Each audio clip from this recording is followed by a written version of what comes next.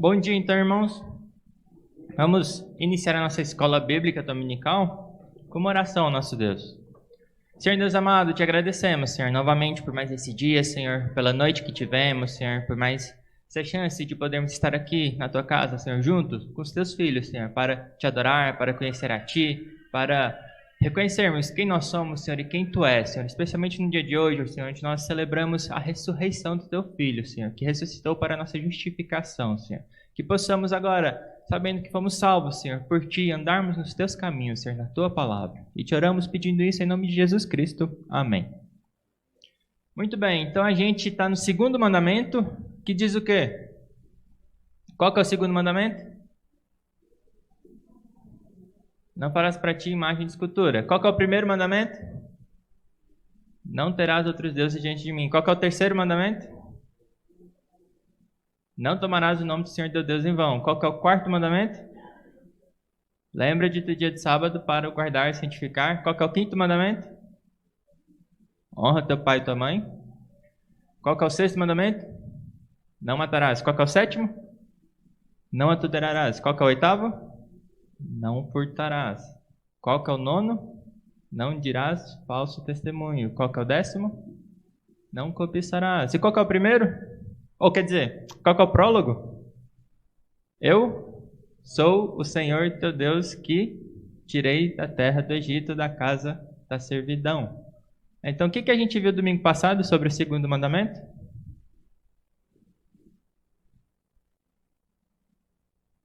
Faz muito tempo, né? Então, a gente viu sobre a questão de formas fixas. Como essas formas fixas, a gente já viu toda a questão de imagem para arte, imagem para adoração, todos esses detalhes, a imagem que a gente faz, a gente vai ver, na verdade, hoje imagens mentais também, mas no último domingo a gente viu especialmente sobre formas fixas, como, por exemplo, uma liturgia, como a gente tem os momentos em que Deus dá liberdade para a gente e coisas que Ele não dá liberdade para a gente fazer. Então, algumas coisas a gente tem liberdade sobre quais instrumentos que a gente vai usar. Outras nem tanto, porque a exposição da palavra ela tem que ser fiel. A gente falou que estilos de pregação a gente pode aceitar alguns estilos diferentes, mas desde que exponha e explique a palavra. Que fique no texto, que fale o texto, explique o texto, aplique o texto, dê as implicações teológicas, doutrinárias que aquele texto tem na nossa vida. E isso tem que ser fiel à palavra, mas muitas outras coisas nós temos bastante liberdade. E a gente falou que muitas coisas a gente não tem que tomar como forma fixa, como se fosse a maneira correta de fazer, se Deus dá liberdade, senão a gente acaba idolatrando aquela forma fixa também. Como credos, por exemplo, a gente tem que lembrar que credos foram feitos para nos auxiliar. Aquela cerquinha que a gente põe para a gente saber que se a gente passar daquele credo, se a gente falar alguma coisa contra aquele credo, provavelmente a gente está falando uma heresia. Então é algo que nos auxilia. Mas a gente lembra que o credo nunca está acima da palavra de Deus. O credo pode nos auxiliar, mas se a gente vê que ele está errado, a gente tem que mudar ou abandonar ele. Porém, eles são extremamente úteis. Como a gente falou, o credo apostólico ele tem mais de 1000 anos, aí a gente ainda confessa ele, porque a gente ainda considera ele como uma exposição fiel do que a palavra fala. E a gente comentou também no último domingo sobre a importância de decorar algumas coisas. A gente viu como os recursos nas igrejas primitivas que eles tinham eram os 10 mandamentos decorados. O que mais? O Pai Nosso e o Credo. Recursos que eles tinham para discipular, para evangelizar, para falar. Coisas que eles sabiam de cor. E isso é extremamente útil para a gente e para os nossos filhos. A gente tem que falar isso, decorar. É muito bom que a gente decore e peça aos nossos filhos também, porque isso é uma ferramenta muito útil para eles, para que eles meditem na palavra, saibam a palavra de cor. Por isso que a gente pede para eles decorarem versículos, por isso que a gente pede para eles decorarem o Pai Nosso, por isso que a gente pede para eles decorarem os 10 mandamentos, por isso que a gente fala sobre os credos. Os credos, na verdade, é uma facilidade. Em vez de decorar a Bíblia inteira, ele decora o credo, que é um resumão da Bíblia inteira. Mas é bom que eles saibam de cor, tenham no seu coração, para que eeles não pequem contra Deus. Eu guardo as tuas palavras aonde? No meu coração. De cor, eu tenho de cor as tuas palavras. Versículos chaves, momentos chaves, promessas da palavra de Deus, é bom que a gente tenha de cor. Isso não é idolatria.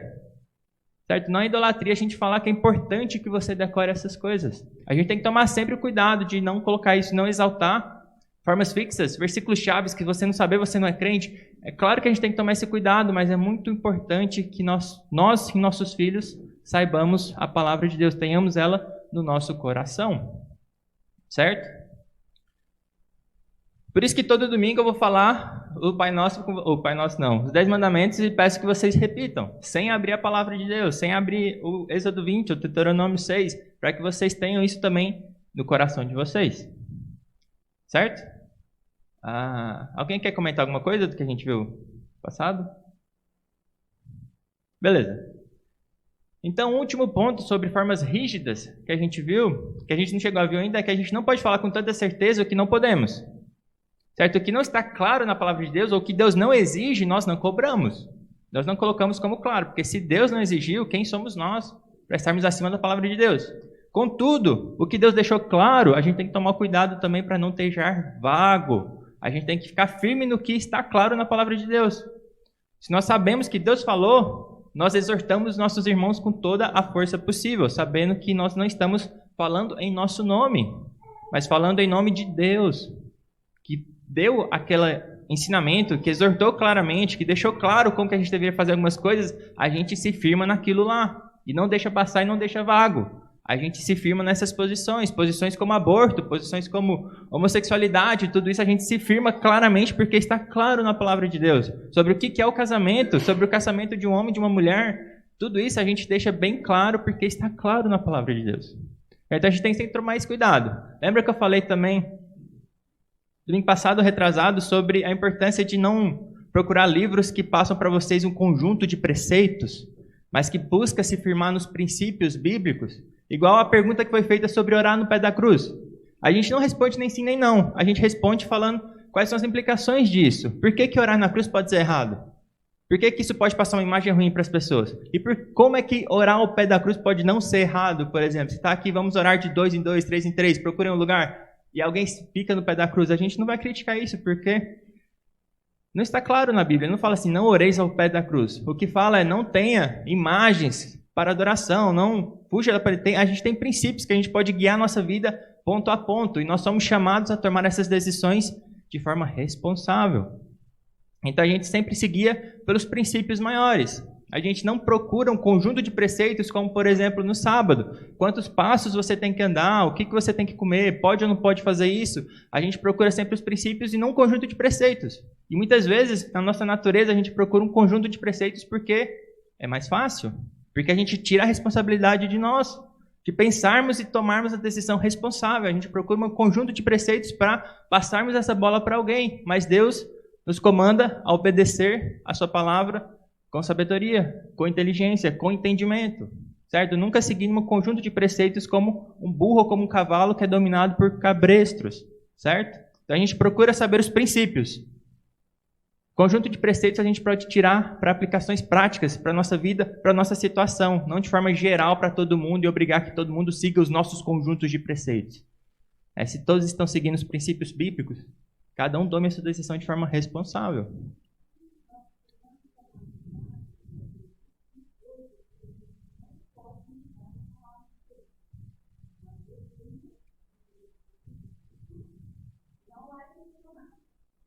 Isso é a parte que a gente tem que ficar firme, não deixar vácuo que está claro na palavra de Deus, as doutrinas e os princípios.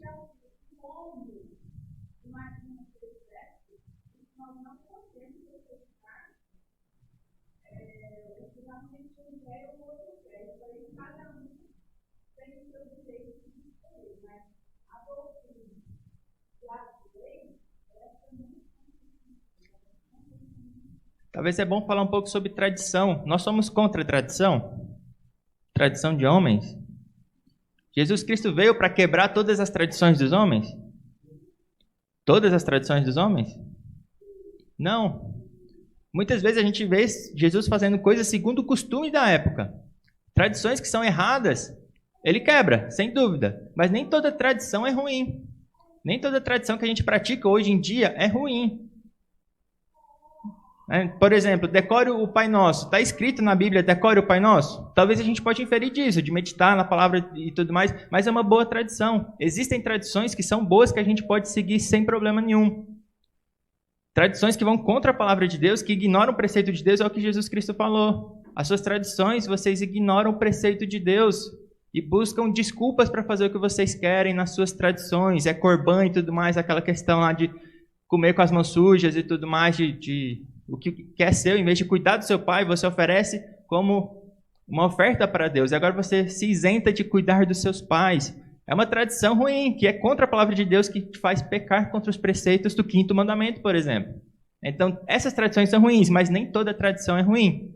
Então, a gente tem que tomar cuidado para fazer essas decisões responsáveis, para ter esse entendimento claro sobre o que está por trás daquela tradição, se isso fere os princípios bíblicos ou não. Certo? Alguma coisa mais? Até aí, tudo bem? E por fim, aqui, em tempos de perseguição, a igreja ela criava e se firmava em credos e confissões, que nós confessamos até hoje. Desde o princípio, quando a gente fala, como possivelmente o primeiro credo era que Jesus Cristo é Senhor. Em contraste com falar que César é Senhor. E esse credo, essas confissões que a igreja se firmava, muitas vezes levavam a perseguições, ou elas vieram por causa de perseguições. As perseguições vieram, espremem e apertam os cristãos, né? O que vocês creem? Vocês têm que falar que César é o Senhor. A gente fala, não, pela palavra de Deus nós cremos assim, assim, assim, e não podemos deixar de crer nisso, não podemos negar essa confissão, porque isso é a mesma coisa que negar a Cristo. Então, credos e confissões e outras tradições podem ser extremamente úteis para nós. Certo? Ou seja, não é tão fácil assim a gente definir se uma coisa é boa ou é ruim. A gente tem que realmente estudar a palavra de Deus e saber quais são os princípios da palavra de Deus para julgar todas as coisas conforme a nossa regra. E nós temos somente uma regra de fé e prática, que é a palavra de Deus. Certo? Beleza, então passando agora para imagens mentais, a gente viu muito sobre imagens, especialmente imagens que se concretizam de fato, como uma cruz, por exemplo. A gente pode considerar, alguém pode considerar, normalmente, nos nossos tempos, ninguém considera a cruz como uma imagem e idolatra aquilo, uma imagem feita para idolatria. Mas em alguns tempos, ou algumas outras formas, poderia ter, e são imagens concretas. Mas a gente tem que lembrar que todas essas imagens de madeira, imagens que foram criadas por artesãos, elas se originam principalmente ou primeiramente na mente. E a gente tem que tomar esse cuidado. Será que algumas imagens mentais a gente não tem isso como idolatria também? Como algo extremamente importante? Isso, normalmente, essas imagens mentais, elas se externalizam nas nossas ações, no que nós fazemos e no que nós falamos. Afinal, a boca fala o que o coração está cheio. Aí quando a gente age de forma errada, a gente está criando uma imagem de um Deus que não é aquilo lá. Quando a gente age contrário à palavra de Deus, a gente está considerando que Deus não falou aquilo que ele disse. Ou a gente está ignorando, desprezando o próprio Deus. A gente está criando uma imagem também na nossa mente. Vamos abrir lá no Salmo 50. Alguém abre, por favor, e leia do 16 ao 21. E outra pessoa abra o Salmo 94, por favor. Versículos 1 ao 7.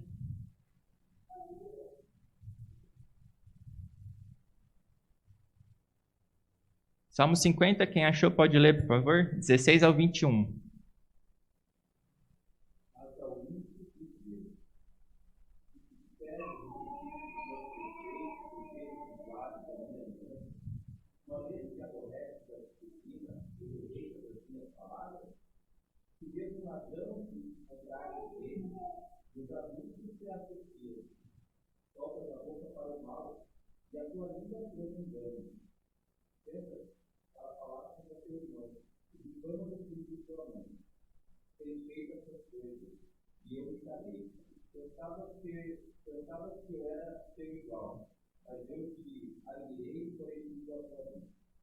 Então, aí, a ideia do ímpio aí. Pensavas que eu era teu igual. Nós criamos um Deus que é a nossa semelhança, a nossa imagem, como rebaixando, na verdade, Deus a quem ele realmente é, colocando ele como se fosse um homem qualquer, como se fosse uma criatura qualquer, e fazemos o que nós bem desejamos. Andamos com os ladrões, com os ímpios, com os perversos e praticamos essas perversidades, pensando que Deus não é realmente o Senhor soberano, o Deus criador de todas as coisas. Acabamos criando uma imagem de Deus que não é o que ele realmente é. Que é a mesma coisa que criar aquele ídolo lá, aquela imagem, aquele bezerro de ouro. A gente cria um Deus que não é realmente o verdadeiro Deus, o Deus que se revelou na palavra de Deus. Salmo 94, por favor, 1 ao 7, quem achou pode ler. É 94. Eu falei 97? Não, 94.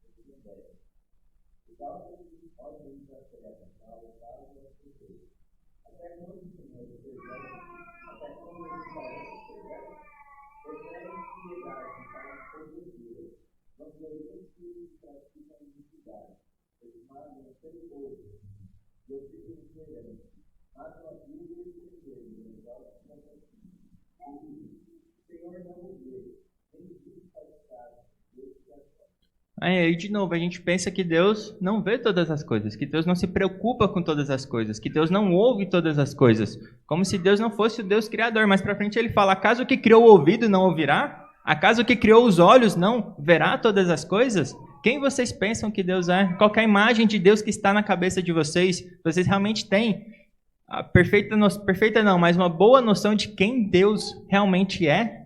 Para vocês andarem dessa forma? E quantas vezes nós não fazemos isso? Não oprimimos e não matamos e não fazemos perversidades, sabendo que Deus é Deus, que Deus está no seu santo trono, que nós devemos nos sujeitar a Ele e a sua palavra. Nós acabamos criando, então, imagens mentais também, transgredindo assim o segundo mandamento.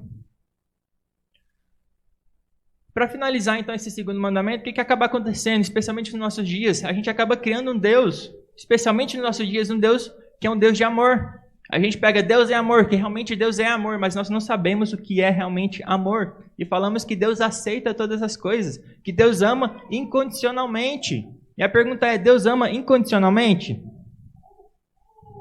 O que foi necessário para que Ele pudesse te amar? Em você, tudo que você faz realmente não serve para nada. Nesse sentido, não tem nada, nenhuma condição que exija algo seu. Mas o que foi necessário para que Deus pudesse te amar, para que Deus pudesse ter paz, que você pudesse ter paz contigo? O Filho dele foi morto na cruz. Especialmente hoje nós celebramos, teve a Semana da Paixão, onde nós celebramos e meditamos sobre a morte de Cristo, sobre o sacrifício dele. E hoje nós celebramos especialmente a ressurreição dele. A gente viu, lembra que a gente viu já sobre os tipos de amor que a gente tem? Que em português a gente tem uma palavra só, mas a gente tem esses tipos de amor que a gente fala sobre benevolência, sobre beneficência e sobre complacência. Então, o que é benevolência? A gente sabe que Deus é benevolente, que Ele não deseja o mal. Deus, Ele deseja o bem para todos, para todo mundo. Deus deseja o bem. E a prova disso é o seu amor beneficente, que Ele pratica esse bem, que Ele faz cair chuva sobre justos e injustos. O sol nasce para justos e injustos, e por isso nós somos chamados também a amar o nosso inimigo. Mas o amor complacente, o amor que Ele se deleita em nós que somos seus filhos por causa de Cristo. Esse amor, ele não atinge toda a humanidade, somente atinge aqueles que estão unidos em Cristo, seu Filho amado. Certo? Então, falar que Deus ama todos de qualquer maneira, a gente tem que deixar bem claro que tipo de amor é esse. Deus ama todos de forma benevolente. Ele não deseja o mal, Ele não deseja a morte do ímpio. Mas Ele odeia o pecado e quem pratica o pecado. O pecado não existe à parte do pecador. Sem o pecador não existiria pecado. Deus odeia todo o mal e todos que praticam o mal. E Ele só se deleita em nós porque o seu Filho nos perdoou de todo o pecado, nos transformou, nos deu uma nova humanidade, não mais pecadora, mas agora perfeita, glorificada. Teremos ela glorificada em breve, se Deus quiser. E sim.